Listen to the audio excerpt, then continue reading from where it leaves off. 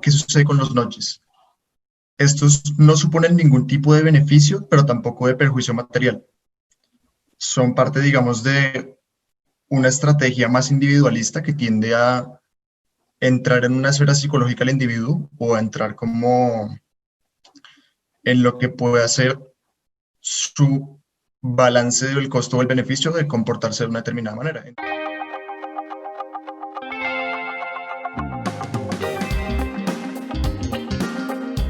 Bienvenidos a Redu al Aire, donde el primer paso para combatir la corrupción es hablar de ella.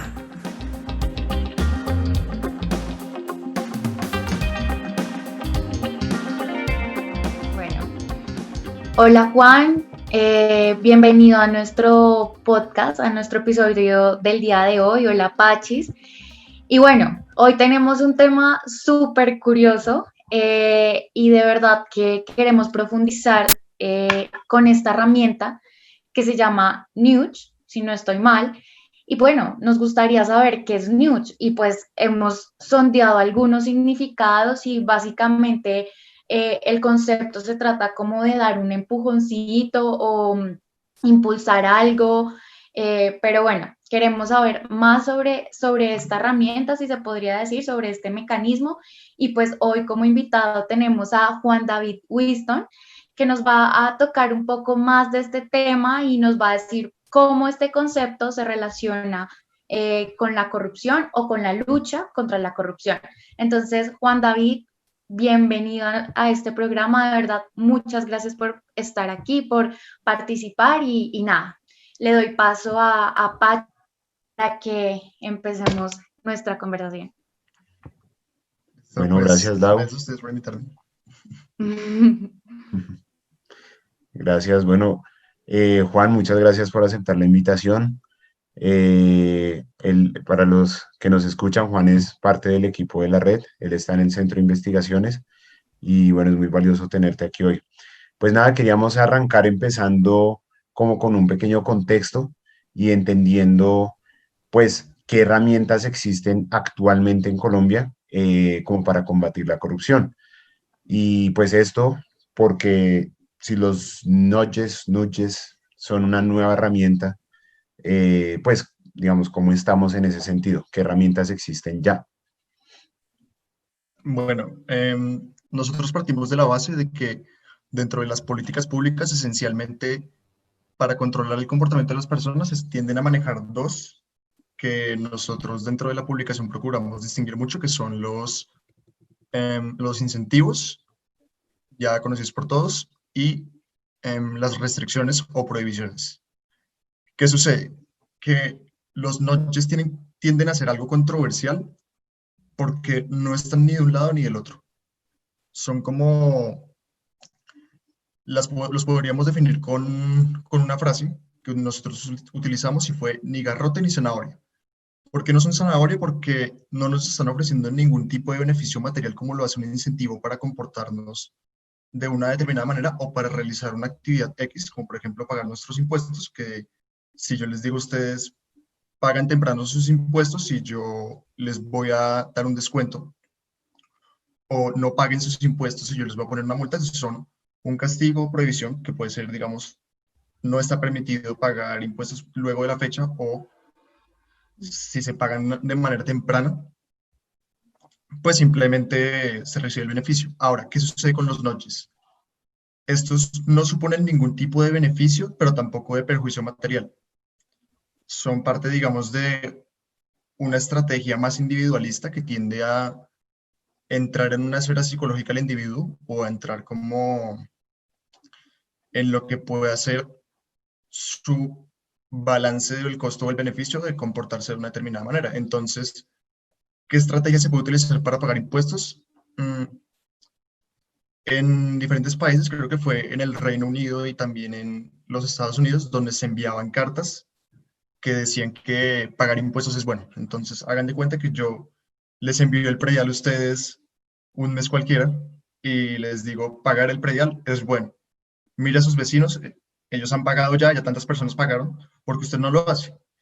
Entonces, si se dan cuenta, simplemente genera como un cuestionamiento en la persona sobre si sus acciones son, digamos, acomodadas a a un beneficio o a lo que también llamamos comportamiento de rebaño, que es seguir la tendencia que otras personas han venido llevando.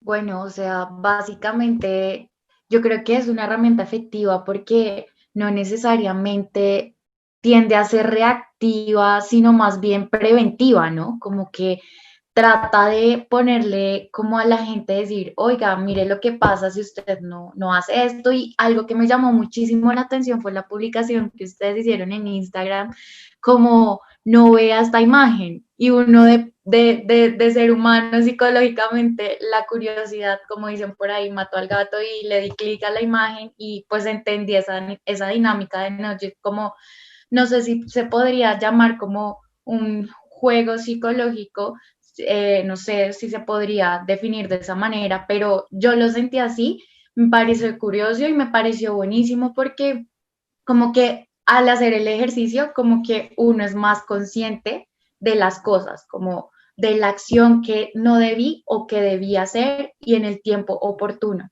Y bueno, también uno se ahorra muchísimos costos con el tema de la zanahoria y el garrote en varias cosas. Pero bueno, también quiero partir, bueno, ya nos hablaste en qué consisten los nuggets, que de verdad creo que es una herramienta fascinante. Y ahora me gustaría preguntarte cómo estas herramientas son diferentes a lo que usualmente conocemos con la lucha contra la corrupción. Y nos gustaría saber si o hace cuánto se han usado, si son muy viejas o ya venían de años atrás o si es algo novedoso o hace poco que se está usando. Bueno, digamos que dentro de lo que es la lucha contra la corrupción, me parece a mí que es algo más bien novedoso porque los nudges se tienden a utilizar en entornos como el cuidado del medio ambiente, el desperdicio de alimentos, el transporte público, pero digamos que dentro de la lucha contra la corrupción ha sido algo como que ha venido entrando de una forma más paulatina y me atrevo a decir que se utiliza más en un entorno, digamos, individual, precisamente por lo que les decía, que requiere mucho de las acciones de una persona, de ver cómo ésta podría o no podría actuar. E incluso se ven mucho dentro de la vida diaria, porque el simple hecho de que ustedes les pongan determinado producto a la altura de los ojos en un supermercado ya es un notch, pero digamos que se tendían a utilizar esencialmente dentro de lo que es la economía del comportamiento, ¿ya? Entonces era algo que dentro de una esfera más política, dentro del manejo de la red pública, no era algo como muy presente, me parece a mí, y últimamente como que se ha venido utilizando más, especialmente porque es algo a lo que se recurre en países como Estados Unidos, como el Reino Unido, inclusive los países nórdicos tienen un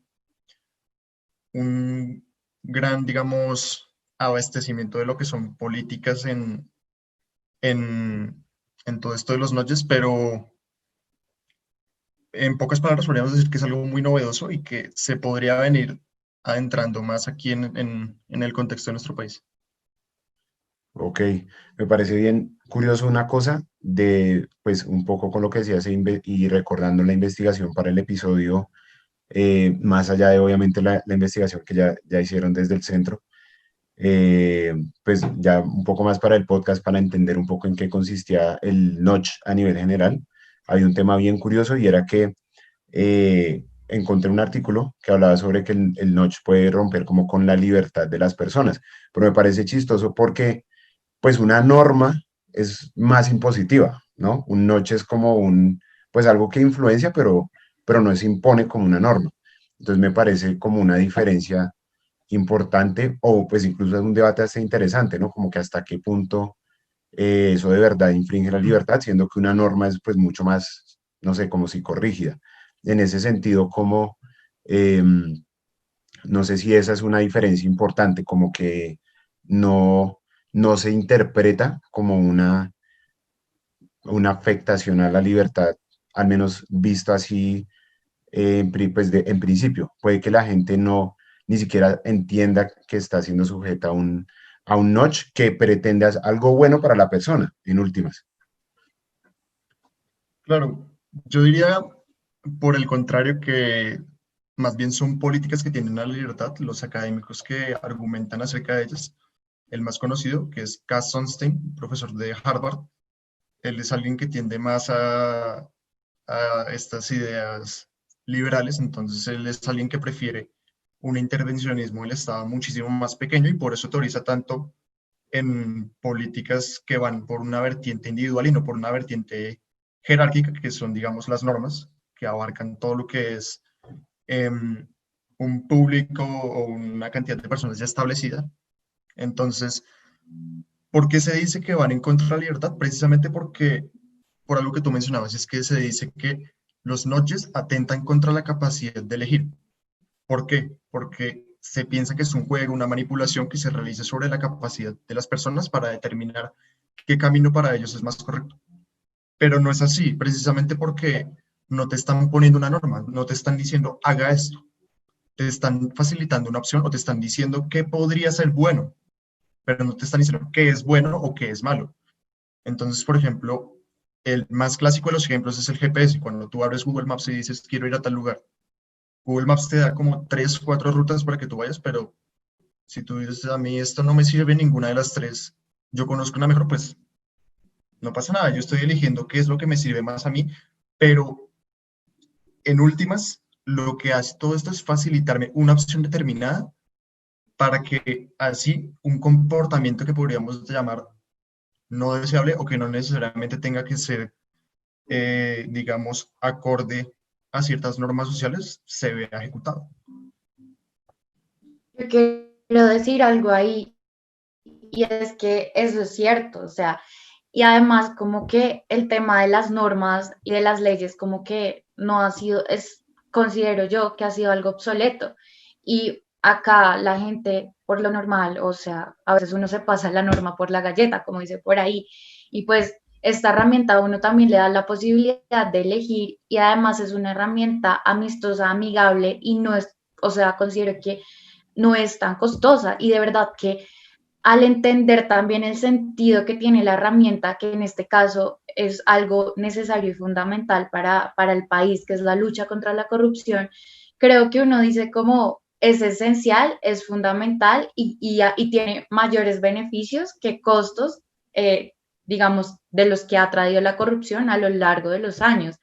Entonces yo digo que es un aspecto también de entender cómo ese beneficio que brinda la herramienta, más que si es de libertad o es individual, es entender cuál es el sentido de la herramienta, ¿no? Como cuál es el detrás de, vamos a luchar contra la corrupción por medio de esta herramienta, porque consideramos que le da a la persona la oportunidad de ser consciente en sus actos y de actuar de otra manera que beneficia a todos. Entonces, a mí me parece que en eso tienes razón y me parece fabuloso el tema del aspecto individual y del aspecto de la libertad y de apelar no tanto a la norma de crear y crear y crear normas, sino de fortalecer otras herramientas y otras alternativas que pues resultan más beneficiosas y tienen mayor impacto que como tal una norma o una ley. Y bueno,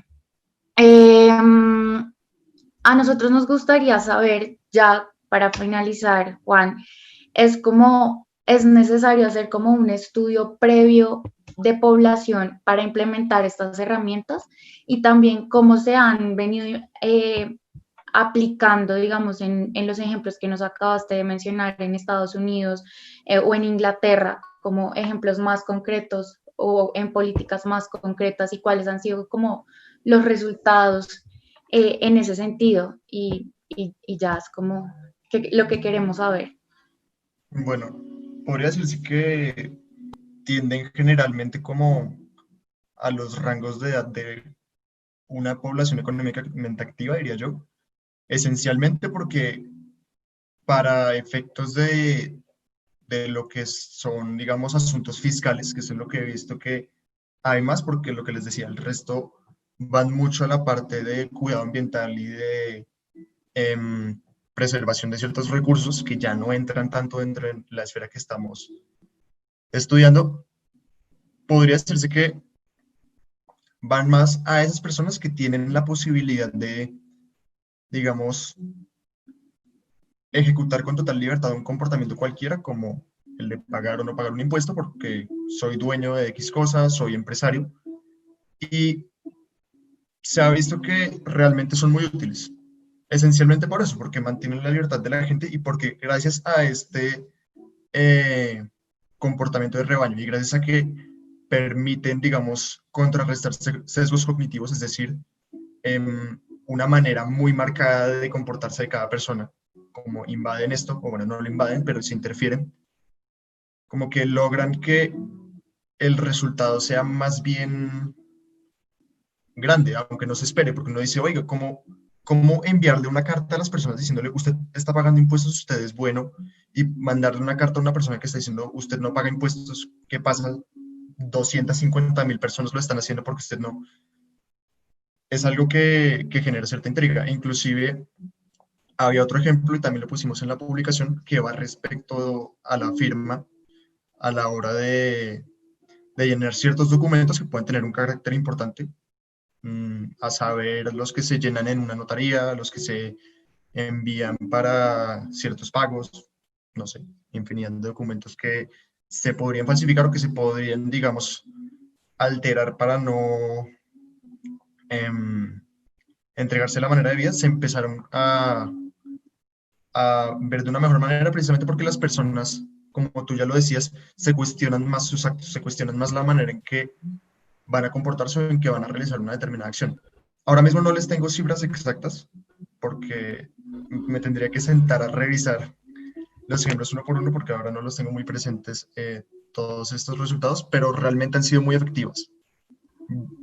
Lo que les digo, o sea, son efectivas inclusive en ámbitos que no son políticos. ¿Por qué es eso? Los nudges en un principio no son políticos, son económicos y precisamente por eso tienen grandes resultados, porque parten de una ciencia que muestra, digamos, que las personas buscan maximizar una utilidad o que hacen un análisis costo-beneficio para comportarse.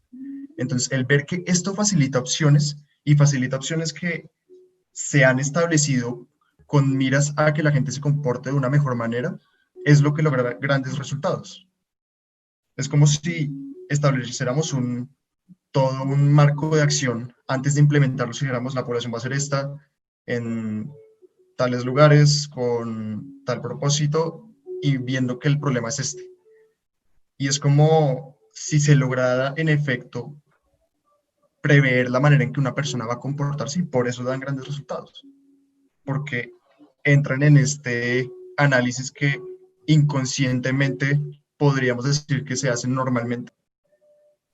Perfecto, perfecto, Juan. Bueno, así como los mismos nudges, esperamos que el episodio haya sido una manera de seguir aprendiendo herramientas para luchar contra la corrupción, aun cuando es invisible. Y pues no siendo más, recuerden que para visibilizar un problema hay que hablar de él. Muchas gracias, Lau, Juan. Gracias, Pachis, gracias, Juan. Gracias.